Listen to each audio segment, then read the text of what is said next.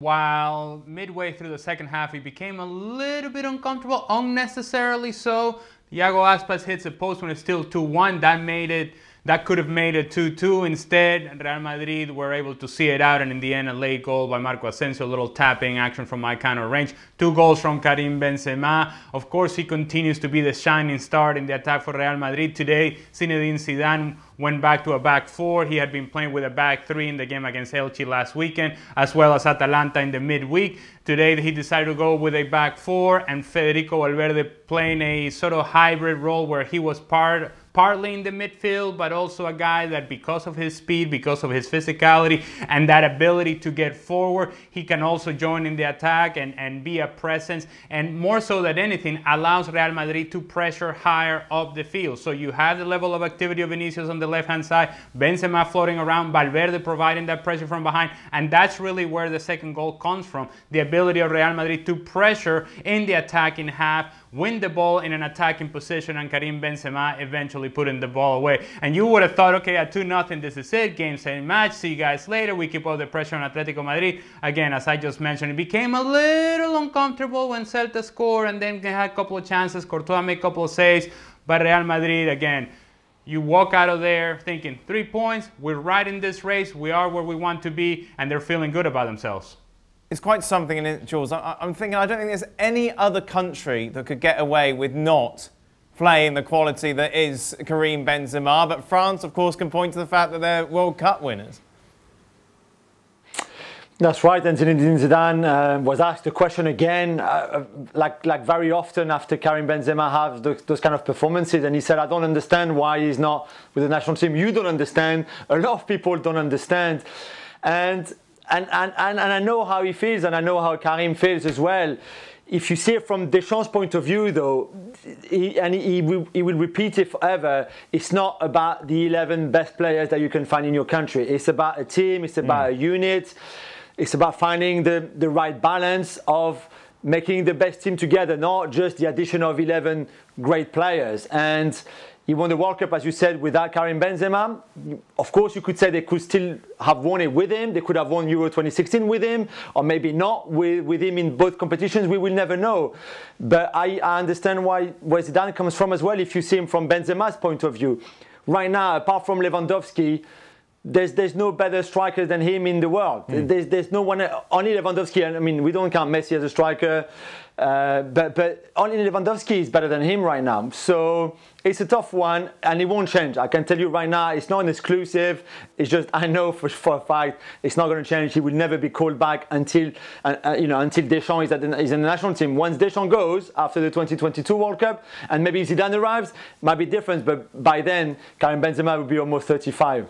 Ali, what's always impressive with Benzema, obviously he was the foil to Cristiano Ronaldo, then obviously Ronaldo moved on, Gareth Bale, Eden Hazard. These are supposed to be the big stars that were coming in, and yet they've failed. Benzema has stepped up.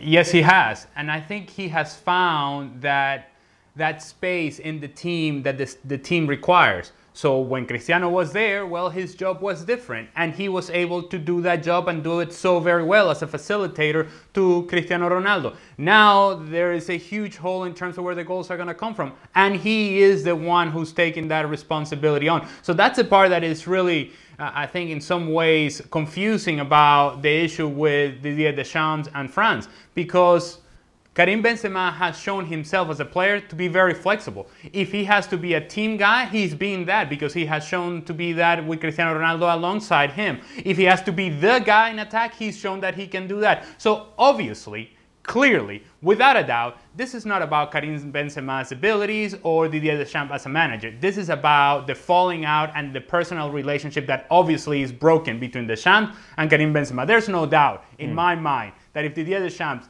if he didn't have a personal issue with Benzema, and Benzema didn't have a personal issue with Deschamps, that he would be on that starting 11. Because regardless of whether you're trying to find balance and the best 11 and the best combination of players, Benzema should be in that best 11. Because let me tell you, he has shown that flexibility. He's been critical to the success of Real Madrid, and he would be critical to the success of France. But of course, France are going to tell me, well, we won the World Cup without him, and that would always be a trump card. Regardless, Karim Benzema should be playing for France. Any Venezuelan at all, Ali, that you can hang your hat on? Maybe a great-grandmother? We'll take him. Is there a one-time switch that's available?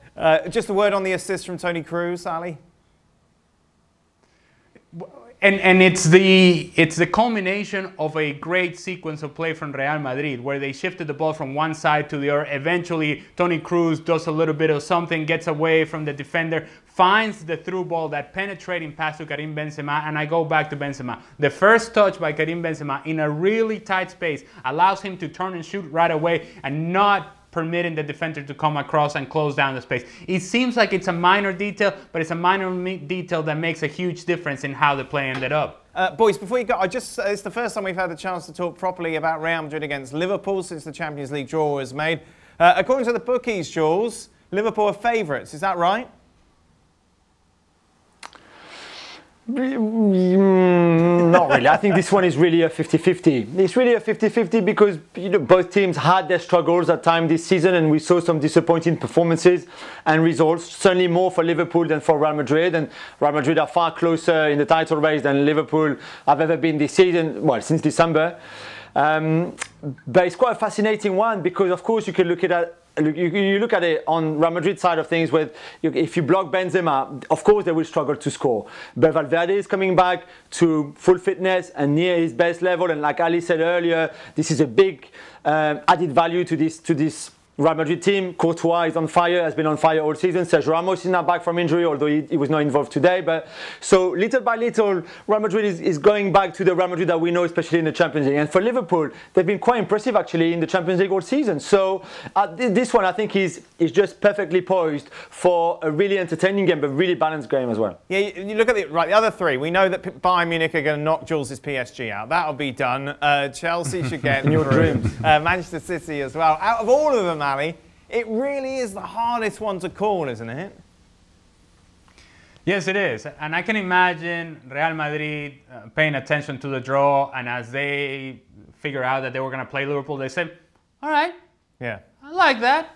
And then I can picture Liverpool on the other side seeing that it's Real Madrid that they're playing, and they're going, all right, I like that. They wouldn't be disappointed that they're playing against each other because they know that the other team has flaws. And if they sort themselves out, if they figure the best version of themselves, they're going to have a real opportunity to advance. The question is going to become, which one of these teams that has had flaws, that has had difficulties, that have been so inconsistent throughout the course of the season, which one will be able to find a consistent level of performance when it counts the most? And so who do you trust right now to put together a real performance in a Champions League quarterfinal sort of level? Who is it, that team? And if you're asking me right now, I'm thinking that midfield three of Real Madrid, that right there can control the pace of a game. And if they are at their best, then Real Madrid has a better opportunity than Liverpool of advancing past the quarterfinals.